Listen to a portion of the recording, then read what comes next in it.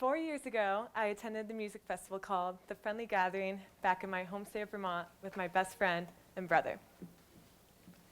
Everything was going as it usually does when at a music festival. We were singing, dancing, having a good time, meeting new friends, and reconnecting with old. The typical festival experience. On the second night of the festival, we were headed back to camp, and we walked past this group of girls that were picking up glow sticks off the ground. And I heard them murmuring to each other about how bad glow sticks were for the environment and how toxic they were for the ground. And I continued on my way. Throughout the rest of the weekend, I started noticing all the trash I brought with me. From all the glow sticks I had covering from head to toe, to the toxic glow paint and glitter I had all over my body, from the snacks, and of course, the red Solo cup I had in my hand. But it wasn't just me. Everyone seemed to be taking part in this. On the third night of the festival, one of my favorite bands played on the main stage, and they had this song called Polluted Beauty, where it talks about not polluting Mother Earth. But after their set and after they played that song, the ground was covered in plastic bottles, cups, beer cans, and glow sticks. And that's when I first realized that these music festivals that create community between like-minded individuals was destroying it at the same time. And I was part of that problem. So what's the environmental cost of having these large-size events? Let's take a look. There are over 800 music festivals that happen within the United States every year. And over 32 million people attend at least one music festival a year. And on average, that person is traveling over 900 miles to get to that music festival. So if we do some math, that's over 28 billion miles traveled just to get to music festivals each year. That's equivalent to 142 trips around the Earth. And what's the carbon footprint of all this? 28 million pounds of CO2 gets released into the atmosphere every year just from car emissions alone. But what does 28 million pounds of CO2 look like? Well, if we take this balloon and fill it up with CO2, that equals 1 ton of CO2. And there's 14,000 tons of CO2 and 28 million pounds of CO2. Which looks like if we took 14,000 of those balloons and scattered them all along the roadway of Lake Tahoe, we could still stretch for 7.5 miles. So that's just a small part of the footprint just to get to the festival itself.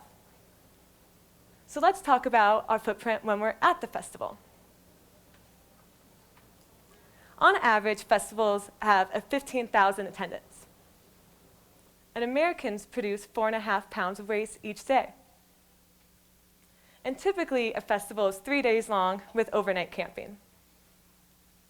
So if we do some more math, that equals over 200,000 pounds of waste generated at just one event for 3 days. That's equivalent to 20 of these 40-yard dumpsters. Now, this may seem very far-fetched to some of you, but in reality, it's not that far off. Unless a festival has really progressive composting and recycling initiatives, that number would greatly decrease. But in reality, that's not the case for most festivals. So how do we stop this from happening? Well, first, we need the backing from festival producers to support us in sustainability initiatives. I'd like to touch on 2 of the festivals I have been working closely with for the past couple years. Some of you may know of Winter Wondergrass that happens right here in Tahoe. We also have one that happens in Colorado.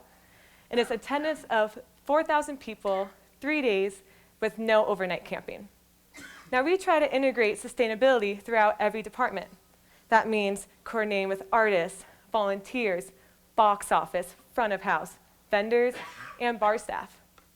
And some of our initiatives include putting a ban on all single-use plastic cups and bottles. That means you can't buy Gatorade or Honest Tea. We have free water bottle refill stations scattered throughout the whole event. We also make sure all vendors are serving their food on compostable items.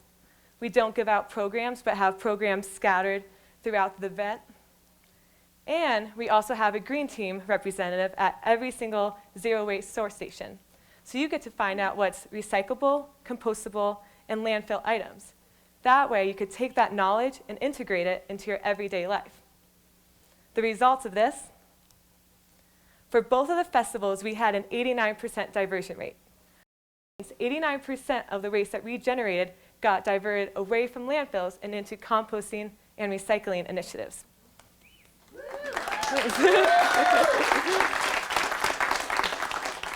In total, we diverted over 31,000 pounds of waste away from the landfill and had less than 4,000 pounds produced that actually went to the landfill. This is a huge accomplishment, 31,000 pounds. And we are still striving to do more for 2017. Now, here comes the Friendly Gathering, the festival where I first realized that I was part of this waste problem. Now, the Friendly Gathering is different than Winter Wondergrass because it's 3 days with overnight camping and attendance of 3,500 people. And what we noticed is that when you add camping into the mix, you add in a lot more trash because it's hard to monitor what the festival goers are bringing in to set up their camp, decorate their outfits with. And in 2015, we discovered that over 100 tents and easy-ups were left behind after the festival. And we thought to ourselves, why are people doing this? Is it camping gear expensive? Well, nowadays, camping gear is so inexpensive that you could go to a store and get a sleeping bag, pad, and a tent for $50. So attendees are now adding that equation into their overall festival package. So when they leave the festival, they just leave behind their stuff for us to deal with. So we thought, how can we get people to stop this from happening? How can we start to change their mentality before they actually get to the festival? Well, behold the great wonders of social media. We started posting way in advance about our new sustainability initiatives for 2016, that we were putting a ban on all single-use plastic bottles and cups, that we're going to have more water refill stations scattered throughout, that we're going to have compost material for all the vendors and all the artists to use and attendees. We started launching videos about our initiative so that people could get a feel for it before they got there. We also created this Earth-friendly page on our website, where attendees could go there in advance, look at all of our initiatives for 2016, our future goals, how to dispose of waste properly while at the festival, and how they could properly pack for the festival so that they could be as sustainable as possible. And the results of this were astonishing. We went from producing over 26,000 pounds of waste in 2015 to just over 12,000 pounds in 2016. That's a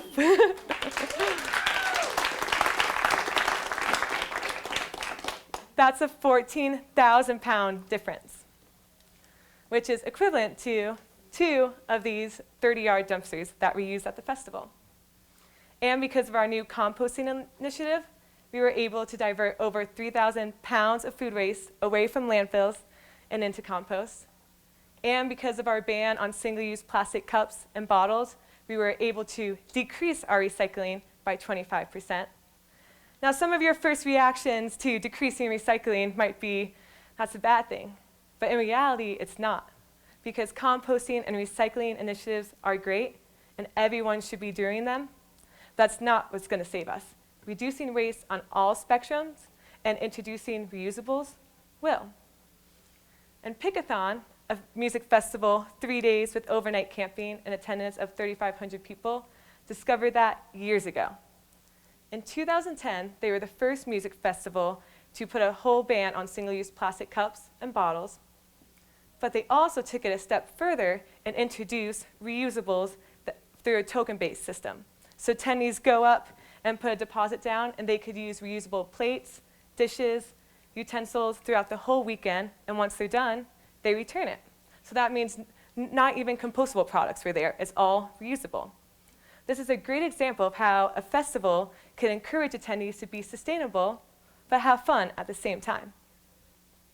So now that we've talked about the festival side of this, let's look at the artists. Because without the artists, there'd be no reason for the attendees to buy tickets, right? So Lake Street Dive partnered with Clean Canteen on the hashtag Bring Your Own on tour. where they request all the venues that they go to not have any single-use plastic water bottles for them backstage or on stage. Instead, they bring their own reusable water bottle with them in hopes to inspire attendees that they could do the same thing. And if we take it one step further and look at singer-songwriter Jack Johnson, before he agrees to play at a venue, he has them agree to a whole list of demands. Now, this isn't your typical list of demands from an artist that they only want green M&Ms or imported cheese from France. This is an environmental list of demands, where he demands the venue to switch over to all LED-efficient light bulbs, that they purchase carbon offset credits to offset the energy that their festival is producing, that they have recycling, and of course, banning single-use plastic cups and bottles.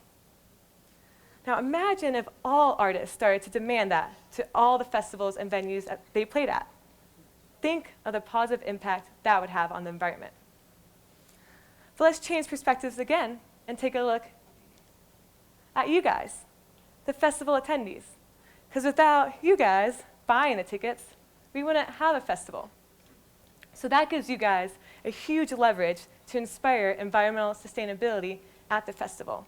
Since there are so many festivals happening now across the nation, you get to pick and choose which one you want to go to on a certain weekend. So if you start saying that you want to go to a festival with sustainability workshops, aggressive composting and recycling initiatives, vote for that one, buy that ticket, and festival producers will start to notice that trend, and it will force them to start changing their practices for their festival.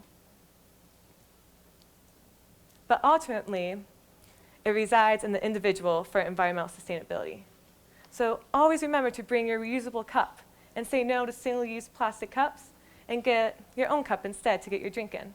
Bring Tupperware with you if you know you're eating out. And buy in the bulk section instead of buying packaged food. Because in reality, this isn't just about music festivals. This is about using music festivals as a platform to inspire environmental sustainability in our everyday lives and within our communities. Imagine the kind of impact that would have. Thank you.